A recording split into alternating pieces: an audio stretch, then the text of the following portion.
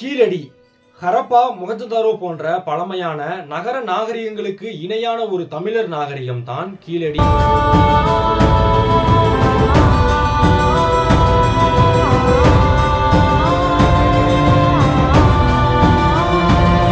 தமிழர்களின் பெருமையையும் தமிழர்களின் வரலாறையும் உலகிற்கு எடுத்து கூற தமிழர்களுக்கு கிடைத்த ஒரு மிக பெரும் பொக்கிஷம் தான் கீழடி.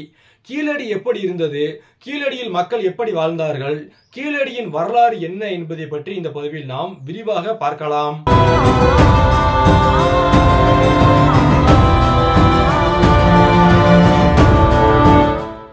தற்பொழுது கீழடி தொல்லியல் தளம் அமைந்துள்ள அந்த ஒரு இடத்தில் அன்றைய காலகட்டத்தில் வைகை நதி என்பது ஓடியது. அதன் பிறகு வைகை நதி தன்னுடைய பாதையை மாற்றிய பிறகு அந்த பகுதியில் வண்டல் மண் என்பது உருவானது. அந்த வண்டல் மண் பகுதிகளில் நம்முடைய பண்டைய தமிழர்கள் விவசாயம் பண்ணியிருக்காங்க. இந்த வண்டல் மண் விவசாயத்தை பற்றி நம்ம ஏற்கனவே தமிழர்களுக்கும் எகிப்து மக்களுக்கும் இடையே உள்ள தொடர்பு என்ற ஒரு பதிவுல பார்த்தோம். அந்த பதிவு பார்க்காதவங்க பார்த்துட்டு வந்துருங்க. கீழடி பகுதிகளில் வண்டல் மண் அதிகமா இருந்த காரணத்தினால அந்த பகுதிகளில் நம்முடைய தமிழர்கள் விவசாயம் பண்ணியிருக்காங்க. கீழடியில விவசாயம் நடந்ததுக்கு ஆதாரமாக அங்கு நடந்த அகழ்வாராய்ச்சியில நெல் பயிரின் எச்சங்களும் பல உமிகளும் கிடைத்தது. இதன் மூலமாக 2500 ஆண்டுகளுக்கு முன்பே கீழடியில் விவசாயம் நடந்தது என்பதற்கான சான்றுகள் நமக்கு கிடைத்துள்ளன.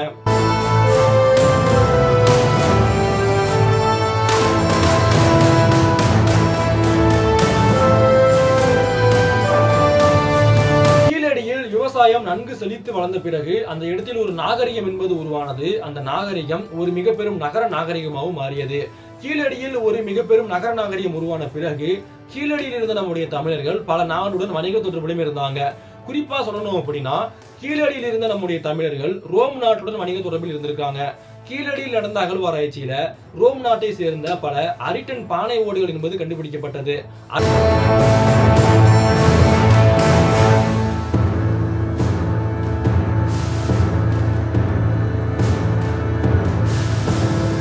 அடுத்ததாக வட இந்தியாவில் உள்ள மகாராஷ்டிரா மற்றும் குஜராத் பகுதிகளில் 2000 ஆண்டுகளுக்கு முன்பு பயன்படுத்தி வந்த அக்கேட் மற்றும் கார்னீலியம் மணிகளுமே கிடைத்துள்ளன. இதை வைத்து பார்க்கும் பொழுது 2500 ஆண்டுகளுக்கு முன்பே கீழடியில் வாழ்ந்த நம்முடைய தமிழர்கள் மிக பெரும் அளவிற்கு வணிக தொடர்பில் இருந்திருக்காங்க என்பது நமக்கு தெளிவாக தெரிய வருகிறது.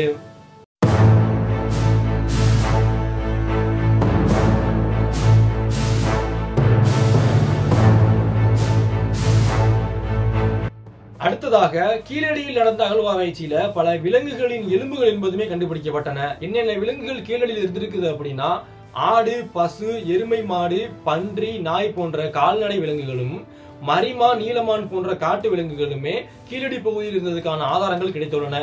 கீழடியில் கிடைத்த எலும்புகளிலேயே மிகவும் முக்கியமான ஒரு எலும்பு என்ன எலும்புனா அது குதிரையோட எலும்பு தான். குதிரை எலும்பு ஏன் முக்கியமானது அப்படின்னா தென்னிந்தியாவில் நடந்த அகழ்வாராய்ச்சியிலேயே குதிரை எலும்பு என்பது ஒரு சில இடங்களில் மட்டும்தான் கிடைத்துள்ளது.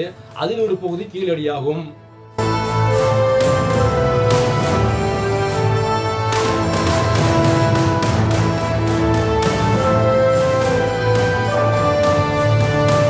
கீழடியில் குதிரை எலும்பு கிடைத்த காரணத்தினால அது மிகவும் ஒரு முக்கியமான தொல்லியல் பொருளாகவும் பார்க்கப்படுகிறது. குதிரைகள் பற்றி சங்க இலக்கியங்களிலுமே பல குறிப்புகள் இருக்கிறது. நீரின் வந்த நிமிர்பரி புரவி என்ற ஒரு வரிகள் மூலமாக கப்பல்கள் மூலமாக குதிரைகள் என்பது நம்முடைய நாட்டில் இறக்குமதி செய்யப்பட்டது என்பது நமக்கு தெளிவாக தெரிய வருகிறது. அடுத்ததாக கீழடியில் நடந்த அகழ்வாராய்ச்சியில 2447 பானை ஓட்டு கிறுக்கல்கள் என்பது கண்டுபிடிக்கப்பட்டன.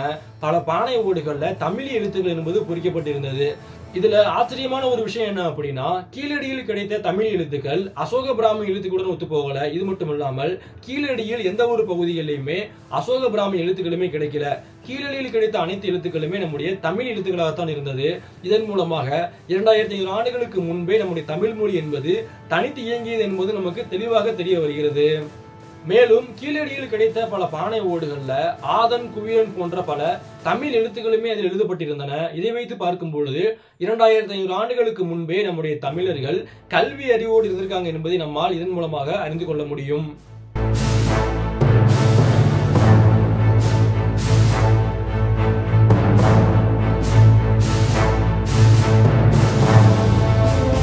நடந்த அகழ்வாராய்ச்சியில 13 மனித உருவங்கள், 3 விலங்கு உருவங்கள், 650க்கும் மேற்பட்ட விளையாட்டு பொருட்கள், 35க்கும் மேற்பட்ட மணிகள், பல அணிகலன்கள் போன்ற பல பொருட்கள் கிடைத்துள்ளன.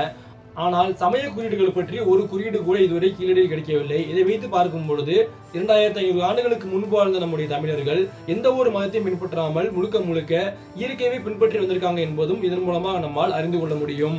கீழடி என்பது 2500 ஆண்டுகளுக்கு முன்பு இருந்த ஒரு மிக பெரும் நகர நாகரிகம். அங்கு மிக பெரும் அளவிற்கு வணிகம் நடந்துள்ளது.